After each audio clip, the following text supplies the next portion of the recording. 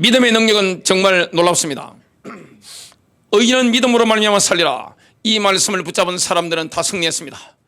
마르틴 루터가 의인은 믿음으로 말미암아 살리라 이 말씀을 붙잡고 정말 전 세계를 흔들었습니다.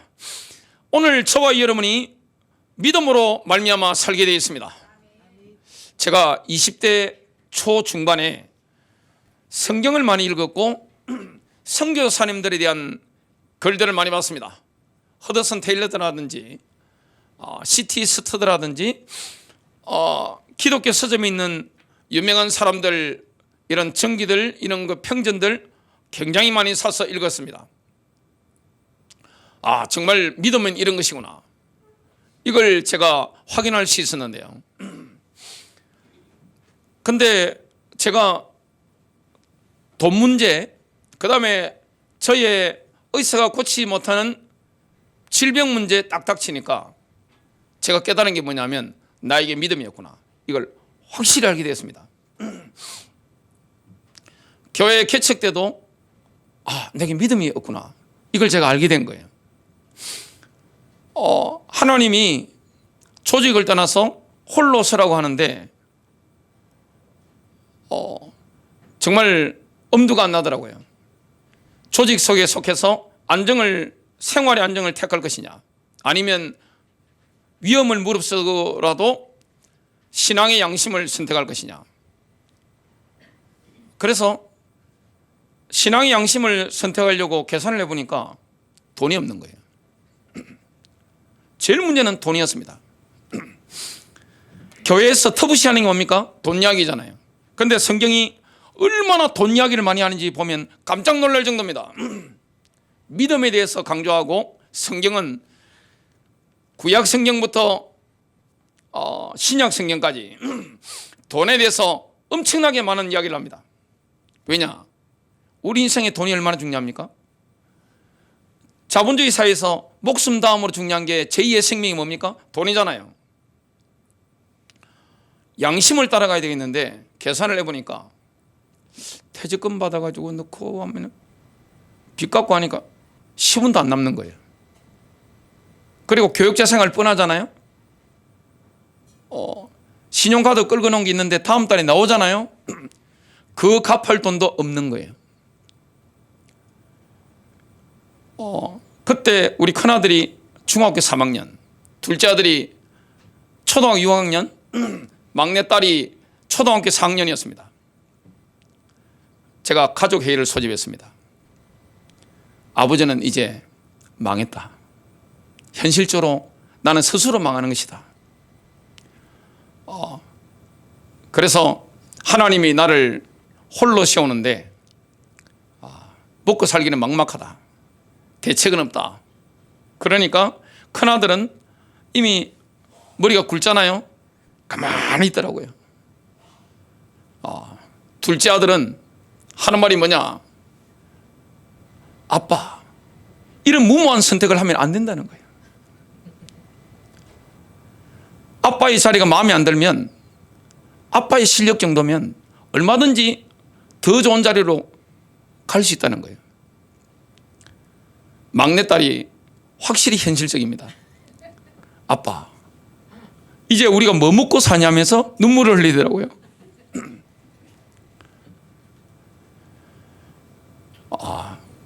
제게 믿음이 없다는 걸 알았습니다. 제 아내는 믿음이 있더라고요. 얼마나 가장으로서 제가 압박감을 많이 받든지. 교회 개척하고 나서 믿음이 뭔지 경험했습니다. 인간의 이성을 초월하는 하나님 말씀의 능력, 이걸 제가 경제 분야에 체험한 거예요. 의사가 고치지 못하는 제 질병 문제도 처음에 당하면서 내게 믿음이 없구나, 안 믿구나, 이걸 확실히 한 거죠. 그것도 믿음으로 치유를 경험했습니다. 우리가 의인은 믿음으로 말미암아 살리라, 이 말씀을 정말로 붙잡는다면 승리하게 되는데, 그 증인들이 히브리서 11장에 나옵니다. 하나님께서는 히브리서 11장에 나오는 믿음의 원로들이 좋은 평판을 얻었다고 말씀하고 있습니다. 아무것도 없어 보이는데 진짜 믿음을 가지고 있다. 다 가진 겁니다. 믿음은 하나님의 은혜입니다. 하나님의 선물로 믿음을 가지게 되는데, 말씀을 들을 때 믿음을 가지게 되는데, 이 믿음을 가지고 살면 어떻게 되느냐? 좋은 평판을 가지게 되는 겁니다. 저와 여러분이 걷기만 하면 길이 되는 거예요. 다른 사람이 따라올 수 있는 길이 되는 겁니다. 여러분, 믿음은 무엇입니까? 믿음이란 희망하는 것들의 허상이 아닙니다. 희망상을 가지고 있는 게 아닙니다. 우리는 천국에 대한 희망상 가지고 있는 게 아니에요. 기도응답에 대한 희망상 가진 게 아닙니다. 하나님의 역사에 대한 희망상을 가진 게 아닙니다. 믿음이란 무엇입니까? 바라는 것들의 실체입니다. 히브리서 11장 1절입니다. 믿음은 바라는 것들의 실상이요 보이지 않는 것들의 증거니. 우리가 조직 속에 이렇게 안정되게 살다 보면 별 믿음이 필요 없죠. 눈에 보이는 걸 따라 이렇게 계산하면서 하면 됩니다. 근데 완전히 내가 아무것도 없을 때, 그때 정말 믿음으로 걸을 수 있습니까? 그게 진짜인 겁니다. 진짜 믿습니까? 죽음 앞에서도 두려워하지 않는 사람, 그게 진짜 믿는 거죠. 십자가의 능력을 정말로 믿는 사람, 이게 바로 진짜 믿는 것인데, 유대인들은 눈에 보이지 않는 하나님이란 실체를 신뢰하는 것이 아니라 이 세상에 보이는 것을 의지했습니다. 그러니까 이스라엘 백성들이 광야 생활하면서 그토록 무너지고 가나안 땅에 들어가서도 그토록 무너졌던 것을 보게 됩니다. 믿음은 바라는 것들의 실체입니다. 믿음은 너무나 실제적입니다. 그래서 실체라고 부르죠. 믿음을 가지고 있다는 것은 실제 심리적으로 무엇과 같으냐? 돈을 가진 것과 같습니다.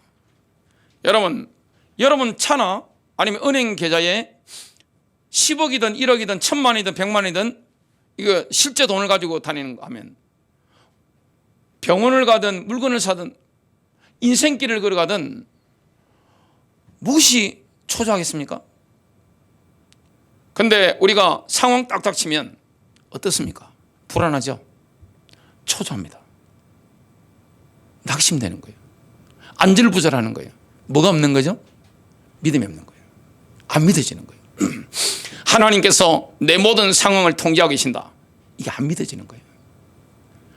하나님의 섭리가 완전하다, 선하시다, 이게 안 믿어지는 거예요. 정말로 주님은 역사하시는데 믿음은 실체인 것을 보게 됩니다. 돈이 주는 안정감, 믿음이 주는 안정감, 심리적으로 비슷합니다. 내가 정말 엄청난 돈을 가지고 다닌다, 아니면 은행 계좌에 그 돈이 많다, 심리적으로 안정감 있죠? 두려움이 없죠? 뭘 사더라도. 믿음이 그런 겁니다. 교회를 다니는 것과 정말로 우리가 믿음을 가지고 있는 게 다를 수 있습니다. 정말로 믿는가? 믿음은 금과 같은 겁니다. 너무나 귀한 겁니다. 믿음 있는 사람이 귀한 겁니다. 믿음으로 말미암아 살게 되는 겁니다. 실체라는 의미로 사용된 그리스어가 후포스타시스입니다. 어떤 뜻입니까? 무엇인가 다른 것 아래에 서 있는 것, 이런 뜻입니다. 또한 무엇인가 다른 것을 위한 근거를 제공하는 것, 이런 뜻이죠. 히브리서 1장 3절을 보면 예수님께서는 하나님 아버지 본체의 정확한 형상이십니다. 이 아들은 세키나의 광채이시며 영광의 광채이시며 하나님의 본질을 표현하는 분입니다. 예수님께서는 하나님 아버지 본체의 정확한 형상이십니다. 그 의미가 뭘까요? 하나님 아버지는 영원하면서도 보이지 않는 근원적인 실제입니다. 그 아들 예수 그리스도는 하나님의 드러나 보이는 표현입니다. 이 의미를 히브리서 11장에 적용하면 어떻게 됩니까? 믿음이란 바라는 것들의 근원적인 실제입니다. 믿음은 실제적인 겁니다. 믿음은 실체입니다. 히브리서 11장 1절, 믿음은 우리가 바라는 것들에 대해 확신하고 보이지 않는 것들에 대해 확신하는 것입니다. 믿음은 보이지 않는 것들의 증거죠. 그래서 영어 성경 NASB를 보면 보이지 않는 것들에 대한 확신이라고 표현합니다. 핵심 포인트가 뭘까요? 믿음이란 우리가 볼 수 없는 것을 다루는 겁니다. 눈에 보이는 건 믿음의 대상이 아니에요. 히브리서 11장 3절은 다시 한번 믿음이 보이지 않는 것들과 관계가 있다는 것을 강조합니다. 믿음을 통해 우리는 세상들이 하나님의 말씀으로 지어진 줄을 깨닫나니 그런즉 보이는 것들은 나타나 보이는 것들로 만들어지지 아니하였느니라. 보이는 것과 보이지 않는 것은 완전히 다릅니다. 나타난 것과 나타나 있지 않는 것은 완전히 다릅니다. 우리의 감각은 우리를 나타나 있는 세계와 보이는 것들로 연결시킵니다. 우리는 어디에 약합니까? 눈에 보이는 거잖아요. 상황이 딱 닥쳤다. 눈에 보이는 것에 집중이 되잖아요. 우리의 믿음은 우리를 나타나 있는 세계의 배후에 있는 나타나 있지 않은 세계와 온 우주를 창조한 하나님의 말씀에 실제로 데려갑니다. 우리는 사람을 믿고 따라가는 사람이 아니에요. 사람을 추종하는 게 아닙니다. 그리스도를 따라가는 겁니다. 그리고 목회자가 그리스도를 따라간다고 판단될 때, 분별될 때 그 목회자를 신뢰하고 따라가는 거예요. 믿음이라는 것은 너무나 실제적인 것이고 정말 믿음은 정말 놀라운 겁니다. 그래서 우리의 믿음의 대상은 영원함이 있어도 눈에 보이지 않는 하나님 자신과 하나님 말씀밖에 없습니다. 그래서 우리는 실망할 일이 없습니다. 사람이 나를 실망시킨다 할지라도 우리의 믿음의 대상은 누굽니까? 눈에 보이지 않는 하나님입니다. 눈에 보이지 않는 하나님 말씀입니다. 이걸 우리가 믿고 가는 겁니다. 실망할 일이 없는 거예요. 세상에는 여러 가지 믿음이 있습니다. 우리나라에 지금 주식이 엄청 이슈가 돼 있죠. 또 금 투자라든지 코인 투자라든지 부동산이라든지 이런 게 굉장히 많습니다. 이것도 다 믿기 때문에 하는 거죠. 약도 믿기 때문에 하는 거죠. 내가 어떤 약에 대한 신뢰가 있다. 그걸 복용하는 거 아니겠습니까? 제가 미국 갔을 때 아버지 부탁을 받고 아버지 살아계실 때 무릎에 좋은 약 글루코사민 이걸 가서 사왔습니다. 비싸지 않더라고요. 자수 보시고 너무 좋다고 말씀하셨어요. 그래서 제 아내가 한국 TV에 홈쇼핑을 보고 구입해서 시골로 보내드렸는데 아버지 반응이 뭐냐? 가짜다. 이런 거 사버리지 마라. 그러시더라고요. 약도 믿고 쓰는 거죠. 이 세상은 모든 사람이 뭡니까? 믿음의 관계죠. 성경이 말씀하는 믿음은 그런 게 아닙니다. 오직 눈에 볼 수 없는, 눈으로 볼 수 없는 하나님 말씀을 믿는 겁니다. 하나님을 믿고 가는 겁니다. 눈에 보이는 것과 눈에 보이지 않는 것이 충돌을 일으킬 때가 있습니다. 이런 상황이 너무나 많죠. 분명히 하나님은 확실한 것을 약속해 주셨는데 내 상황 가운데 일어나지 않는 거예요.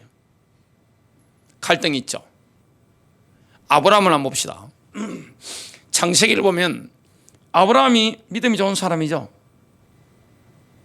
근데 믿음이 자꾸 점진적으로 성장합니다. 로마서 4장 16절부터 21절입니다. 아브라함은 우리 모든 사람의 조상이라 기록된 바 내가 너를 많은 민족의 조상으로 세웠다 하신 것 같으니 그가 믿은 바 하나님은 죽은 자를 살리시며 없는 것을 있는 것으로 부르시는 이시니라. 아브라함이 바랄 수 없는 중에 바라고 믿었으니 이는 내 후손이 이 같으리라 하신 말씀대로 많은 민족의 조상이 되게 하리여 하심이라.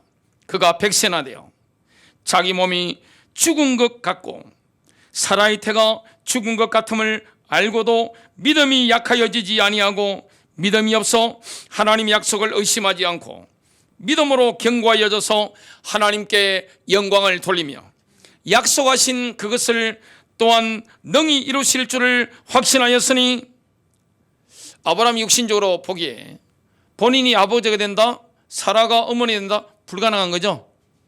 생리가 끊어진 지가 오래됐습니다. 아브라함은 자기가 100세나 됐기 때문에 자기 몸이 죽어간다는 것을 알고 있는 겁니다. 사라도 마찬가지였습니다. 그러나 하나님은 뭘 약속했습니까? 씨를 주겠다, 땅을 주겠다, 너희에게 아들을 주겠다. 창세기 3장 15절의 주인공 그 예수 그리스도의 언약의 계보를 이을 아들을 주겠다. 그리고 가나안 땅을 너와 너희 후손에게 주겠다. 이 약속을 하셨습니다. 아브라함이 믿음의 시험을 통과하는 겁니다. 결국 어떻게 됐습니까? 하나님의 약속에 맞게 아브라함의 죽은 몸이 회복된 거죠. 사라의 죽어가던 몸이 회복된 거죠. 아이를 낳을 수 없는 몸들이 아이를 낳을 수 있는 몸으로 변화가 된 겁니다. 상황이 바뀐 거예요. 환경이 바뀐 겁니다. DNA가 바뀐 거예요. 정말 육신적인 조건이 하나님이 말씀하신 것대로 변화되는 것을 아브라함과 사라는 체험했습니다. 우리의 믿음은 반드시 실체가 있는 믿음이어야 됩니다. 예수님께서 말씀하신 비유들이 있습니다. 이 비유들을 살펴보면 공통점이 있는데요. 참된 그리스도인과 명목상의 그리스도인들이 큰 대비를 이루고 있습니다. 믿음에 있어서 실체의 유무가 다릅니다. 진짜 믿음을 가지고 있는 사람이 있고 겉으로 보면 믿음이 있는 것처럼 보이는데 믿음이 없는 사람도 있는 겁니다. 알곡과 가라지 비유가 마태복음 13장에 나옵니다. 가라지는 뭡니까? 가짜죠. 여러분, 마귀가 천국의 아들들 틈에 뭘 심어 놓는 겁니까? 가라지를 심어 놓는 거죠. 신학교도 많습니다. 교회 안마다 있습니다. 목사들 가운데도 있습니다. 누가 심는 거죠? 마귀가 심는 거죠. 가룟 유다. 이런 인물들 있습니다. 진짜 믿는 사람과 믿지 않는 사람이 있습니다. 겉으로 보면 믿지 않는 사람이 더 잘할 수 있습니다. 머리가 좋으면요, 어디 가든지 적응 잘합니다. 상황 파악이 엄청 빠릅니다. 그것과 진짜 내가 가슴으로 마음으로 믿는 것은 다를 수가 있는 겁니다. 마태복음 13장에 또 보면 뭐가 나옵니까? 씨 뿌린 자 비유가 나오죠. 하나님의 말씀에 대한 반응들이 나옵니다. 길가에 떨어진 씨, 마귀가 바로바로 주워 먹어버립니다. 돌짝밭 가시덤불 사이에 떨어진 씨, 하나님 말씀을 마음으로 받았습니다. 설교 듣고 야, 은혜 받았습니다, 아멘 하고 눈물까지 흘립니다. 분명히 말씀을 받았거든요. 근데 통과해야 될 시험을 통과하지 못한 겁니다. 여러분, 하나님의 말씀을 받고 나면요, 이 말씀이 시험을 거치는 겁니다. 이걸 통과 못하는 거예요. 가시밭 특징이 무엇입니까? 너무 세상 염려가 많으면요, 마음으로 말씀을 받았는데, 은혜 받았는데 자라질 못하는 거예요. 돈 때문에 너무 시달려 버리면 이게 기운이 눌려가지고 자라질 못하는 거죠. 알곡과 가라지 비유도 그랬고요. 그물 비유도 있습니다. 좋은 물고기, 나쁜 물고기가 있었던 거죠. 뭐 달란트 비유라든지 모든 다른 비유들도 있습니다. 실체가 없는 믿음, 가짜죠. 실체가 있는 순전한 믿음, 진짜입니다. 실체가 없는 믿음은 너무나 무익하고 위험합니다. 우리가 교회를 다니는데 진짜 믿어야 됩니다. 근데 이게 또 믿음도 은혜인데 실체가 없는 믿음, 이게 너무나 무익하다는 걸 예수님께서 말씀하셨죠. 대표적인 사례가 있습니다. 서기관과 바리새인들이었습니다. 예수님은요 굉장히 온유하셨습니다. 자비로우셨죠. 어린아이들도 예수님께 축복받으려고 막 몰려왔습니다.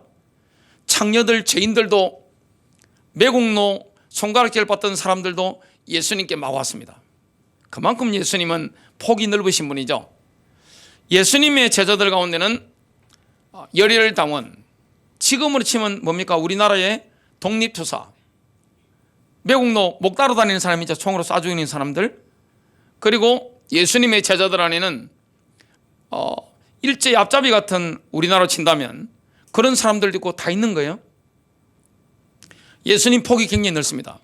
예수님의 정치적인 스펙트럼이라든지 이 마음의 폭, 생각의 폭이라는 것은 하나님이시니까 얼마나 넓습니까? 그런데 예수님이 비난을 퍼붓던 사람들이 있습니다. 종교적인 위선자들입니다. 얼마나 주님께서 신랄하게 비판하시고 비난하신지 모릅니다. 한번 봅시다. 마태복음 23장 33절입니다. 뱀들아, 독사의 새끼다, 너희가 어떻게 지옥의 판결을 피하겠느냐. 여러분, 서기관과 바리새인들은요 겉으로 본다면 어떻습니까? 이 구약 성경 모세오경을 통째로 외웁니다. 시편을 외우는 사람들이에요. 이걸 늘 필사하고 이거 암송하는 사람들입니다. 구약 성경 자체를 통으로 집어넣은 사람들입니다. 얼마나 헌금을 잘하는지 모릅니다. 구제헌금 잘합니다. 많은 가난한 사람 도와줍니다. 그런데 실체가 없는 믿음을 가지고 있었던 거죠. 그들은 하나님이 보내신 분을 믿지 않았습니다. 예수님이 뭐라고 말씀했죠? 하나님의 일은 그분께서 보내신 자를 믿는 것이다. 하나님의 일은 뭡니까? 하나님께서 보내신 자 예수 그리스도를 믿는 것인데 안 믿은 거예요. 그들은 위선자였죠. 사람들이 늘 잘 보여야 되잖아요. 그러니까 위선에 빠지고 말았습니다. 실체가 있는 순전한 믿음은 남들로부터 좋은 평판을 얻습니다. 진짜 믿으면 어떻게 되느냐? 다르죠. 진짜 믿으면 돈을 진짜 가진 사는 것 같은 겁니다. 심리적으로 그런 겁니다. 진짜 내가 믿음을 가지고 있다. 어떻게 됩니까? 실체가 있잖아요. 인격 속에서 신실함이 드러납니다. 진짜 믿는 사람은 그 사람의 인격 속에서 신실함이 드러나기 때문에, 믿을만 하기 때문에 하나님을 기쁘시게 합니다. 그리고 이웃에게 감동을 줍니다. 이게 바로 믿는 사람이죠. 믿음이라는 것은 무엇으로 번역됩니까? 신실함입니다. 믿음의 결과는 열매로 아는 것이죠. 잘 믿는 척해도요 삶에 열매가 없다, 안 믿는 거죠. 진짜 믿으면 어떻게 되느냐? 믿음의 열매가 맺힙니다. 예수님이 뭐라고 말씀했습니까? 어린아이와 같이 되지 않으면 결코 천국에 들어가지 못하리라. 어린아이처럼 진짜 믿는 사람, 이러면 안정감을 누리게 됩니다. 실체를 가지고 있는 거예요. 돈을 가지고 있듯이 진짜 믿음을 가지고 있는 겁니다. 이런 믿음을 가지려면 뭐 해야 됩니까? 방법은 한 가지입니다. 하나님 말씀을 집중해서 읽고 듣는 거예요. 진짜 하나님 말씀을 묵상하다 보면 내 마음에 믿음이 오는 거죠. 하나님을 신뢰하는 사람은 흔들림 없는 안정감을 누리게 됩니다. 다들 두려움과 공포에 시달리는데 믿음의 사람은 어떻습니까? 누가 보더라도 안정감을 누립니다. 하나님도 그 사람을 신뢰하고 다른 사람들도 감동받습니다. 제가 요 한 10년 동안 저와 가까운 사람들로부터 들은 말이 있습니다. 야, 목사님은 이런 상황에서 평정심을 유지하시네요. 완전 충격받더라고요. 야, 어떻게 이 상황에서 평정심을 유지할 수 있습니까? 제가 원래 새가슴입니다. 저 원래 그런 사람 아니에요. 머리 생각 한번 보세요. 젊은 날에. 제가 부산 해운대 바다 가서 뭐 종이가 떨어져 있더라고요. 본능적으로 주워가지고 제가 읽었죠. 예수를 믿지 않는 분인데 글 쓰는 사람이에요. 뭐라고 하느냐? 두려움이 많은 사람이 빨리 머리가 샌다 하더라고요. DNA도 있지만 두려움이 많은 거예요. 근본적으로 저는 두려움이 많은 사람이고 염려가 많은 사람이고 소심한 사람입니다. 누가 저에 대해서 무슨 말을 하면 굉장히 제가 속이 좁은 사람입니다. 근데 어떤 말을 들어도 시험이 안 되는 거예요. 상황이 그냥 폭풍이 몰아치는데도 안정감을 누리는 겁니다. 왜 그러냐? 믿음이 왔기 때문에 그래요. 진짜 믿으면 어떻게 되느냐? 안정감이 있습니다. 시편 125편 1절입니다. 주를 신뢰하는 자들은 움직이지 아니하고 영원히 있는 시온산같이 되리로다. 바울이 그랬잖아요. 바울아 두려워 말라, 내가 가이사 앞에 서야 하리라. 사도 바울이 로마로 끌려가는데, 잡혀가는데 예수의 몸인데 부활하신 주님을 만난 겁니다. 다 두려워 떨잖아요. 죽을까 싶어가지고. 전문가들이 더 두려워 떱니다. 여러분, 배에 탔는데 바울보다 전문가가 누굽니까? 선장과 그 선원들이잖아요. 군인들이잖아요. 근데 두려워 미치는 겁니다. 바울은요, 떨리는 게 없는 거예요. 왜냐? 주님을 만났거든요. 가이사 앞에 서야 하리라, 이 메시지를 들었거든요. 배가 안전하다는 거, 자신들이 안전하다는 거, 배가 파손되더라도 자신들 안전하다는 걸 알고 있는 겁니다. 그러니까 하나님으로부터 인정받습니다. 주변에 있는 사람들로부터 존경받습니다. 이게 바로 믿음이죠. 참 믿음은 언제나 실제적이지만 실체가 없는 믿음은 결정적인 순간에 허상으로 드러납니다. 상황 당해보면 합니다. 딱 맞닥뜨려 보면 내가 믿음 있는가 없는가, 이걸 분명히 알게 되는 거죠. 진리의 말씀을 자신의 생각으로만 받아들인 지적동의, 믿음이 아닙니다. 목사님이 그랬다 카더라, 요한일서에 그랬다 카더라, 아무 힘 없습니다. 지적동의가 아닙니다. 머리로는 안 돼요. 머리에 집어넣은 것이 가슴으로 와야 되는 겁니다. 내 마음의 센터에 하나님의 말씀이 침투해 들어와야 되는 겁니다. 그래서 성경을 많이 읽는 것보다 중요한 게 무엇입니까? 하나님 말씀이 내 마음에 자리 잡는 겁니다. 암송이 제일 좋아요. 묵상도 좋습니다. 아이들 어릴 때 제가 산에 가는 걸 좋아하니까 한 명 제일 어린 아이 목마 태우고 딸이 목마를 탄 거죠. 큰아들 등에 업고 둘째 아들 안고 안양에 있을 때는 저 국교육원까지 올라갔습니다. 했는데 아이들하고 가면서 제가 이야기를 합니다. 얘야, 하나님 말씀을 한번 외워봐. 그러면 막 주절주절 외웁니다. 그러면 뭐 그 말씀의 뜻을 제만큼 깊이 모르잖아요. 근데 듣는 저에게 얼마나 마음이 감동이 되는지 몰라요. 말씀 자체가. 야, 말씀은 살아있구나. 살아있습니다. 죽은 말씀이 아니에요. 거듭난 우리의 심령에 하나님 말씀이 자리를 잡아야 되는 겁니다. 실체가 있는 믿음, 생명이 있는 믿음, 능력이 있는 믿음입니다. 마귀도 뭘 믿습니까? 하나님이 살아계신다. 마귀 다 믿어요. 야고보서 2장 19절 내가 한 분 하나님이 계심을 믿으니 잘하는 것이라. 마귀들도 믿고 떠느니라. 근데 마귀는 뭘 안 합니까? 순종하지 않죠. 진짜 믿는데 왜 순종을 못합니까? 정말로 믿으면 순종이 나와지죠. 창녀 라합을 보십시오. 그녀는 지적 동의가 아닙니다. 진짜 믿은 거죠. 내 목숨을 걸 수 있는 게 무엇입니까? 믿음입니다. 창녀 라합이 들통나면 죽습니다. 혼자 죽는 게 아니에요. 가문이 몰살당합니다. 그런데 여호수아가 보낸 이스라엘의 스파이들을 살려줬습니다.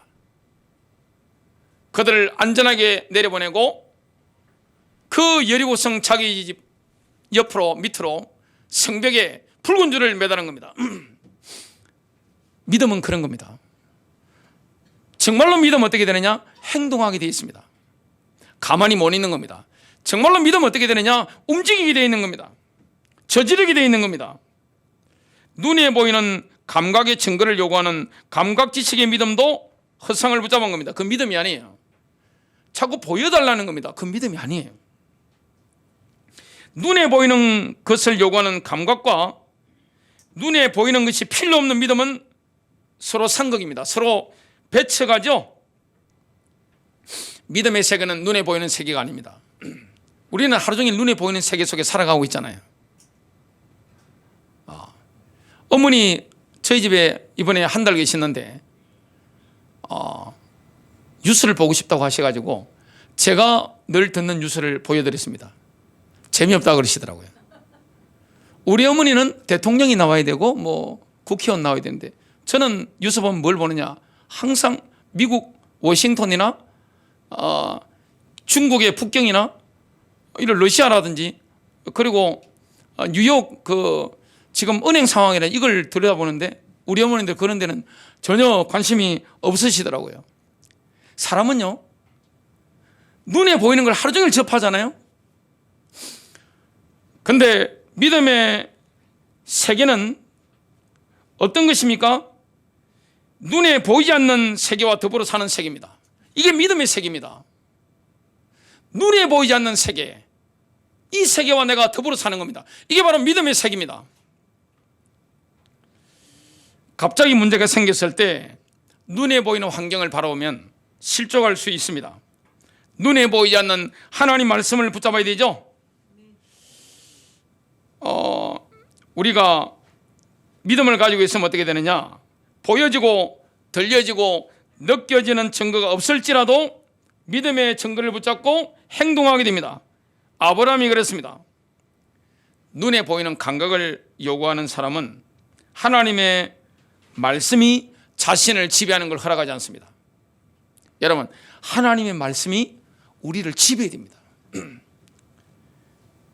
자, 그래서 눈에 보이는 감각을 요구하는 사람은 끝까지 고집을 부리죠.